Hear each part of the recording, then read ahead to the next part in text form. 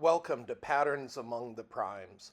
In this series of videos, we will study Eratosthenes' sieve as a discrete dynamic system, applying the tools of combinatorics to the gaps between primes.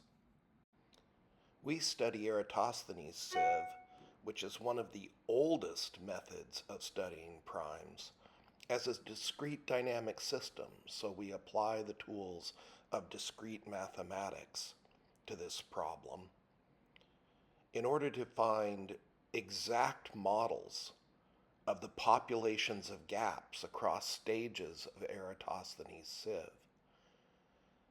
And then we use the method of normalizing those models in order to get exact models of the relative populations, the proportions among the different gaps that occur across stages of the sieve.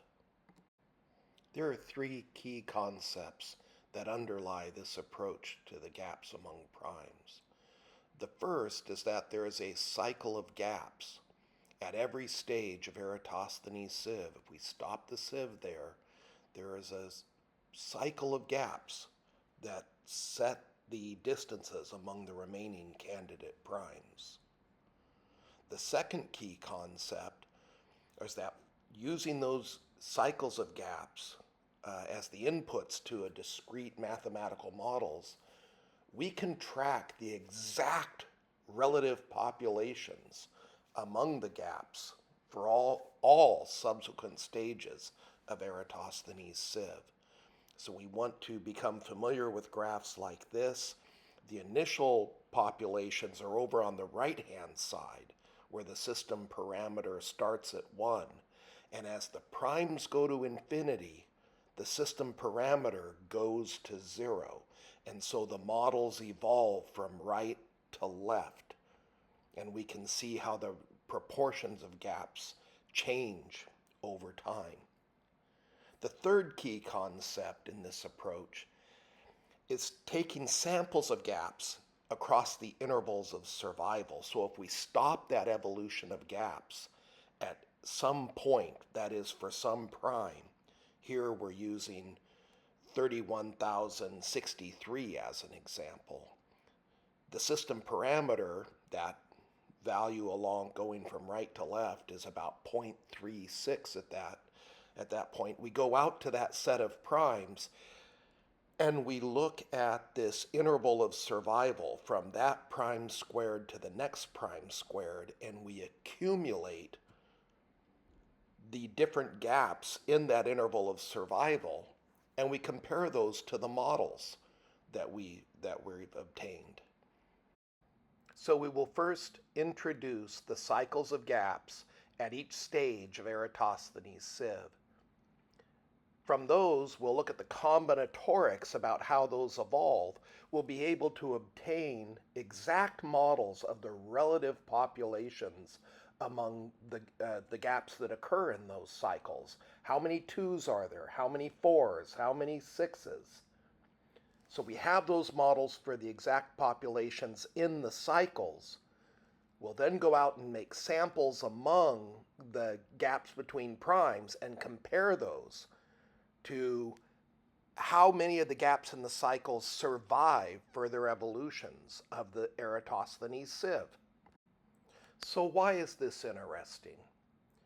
Well, this is a new approach to the ancient method of Eratosthenes sieve, in which we treat the gaps in the cycles of gaps as discrete dynamic models.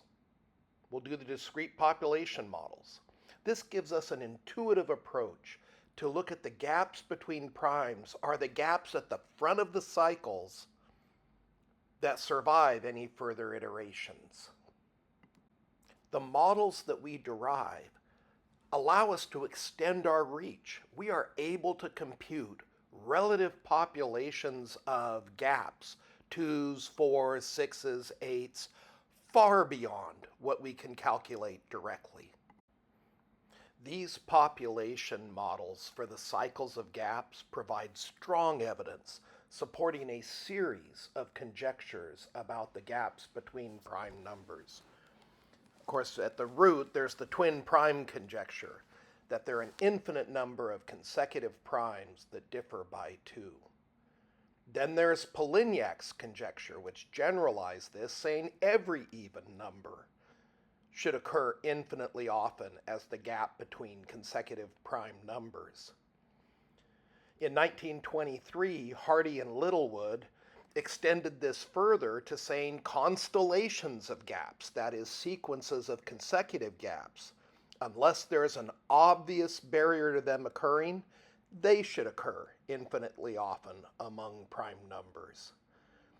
And finally, Hardy and Littlewood make estimates about how often different gaps or constellations should occur.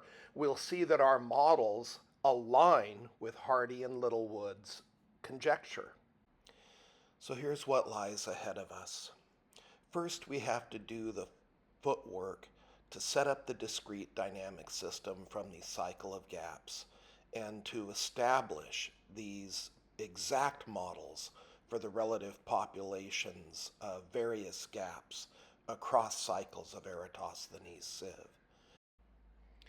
We then take sections of these models. We set a mark, for instance, at the prime 31,063, and we take the section there. We go out and take data samples at that section, and we will see that the data samples of the gaps between the primes agree with these models to first order. There are some differences. Here we see the gaps 6, 12, and 18 popping up. We can also see that the gap 30 is starting to come on, just as the models predict.